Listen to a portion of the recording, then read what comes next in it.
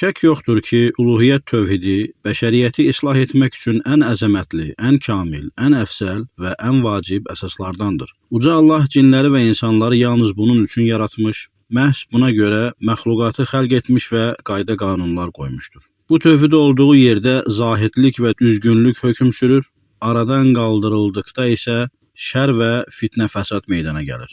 Məhz buna görə də tövhid bütün peyğəmbərlərin dəvətinin məğzini, peyğəmbərlik missiyasının qayəsini və onların dəvətinin əsasını təşkil etmişdir. Qurani Kərim bir çox ayələrdə bildirir ki, üluhiyyə tövhidi elçilərin dəvətinin açarı hesab edilir. Uca Allah buyurur: Biz hər ümmətə Allaha ibadət edin, tağutdan uzaq olun deyə elçi göndərdik. Ən-Nəhl surəsi 36-cı ayə. O həmçinin buyurur: Səndən əvvəl elə bir elçi göndərməmişik ki, ona məndən başqa heç bir məbud yoxdur, mənə ibadət edin deyə vəhy etməyək. Əl-Ənbiya surəsi 25-ci ayə.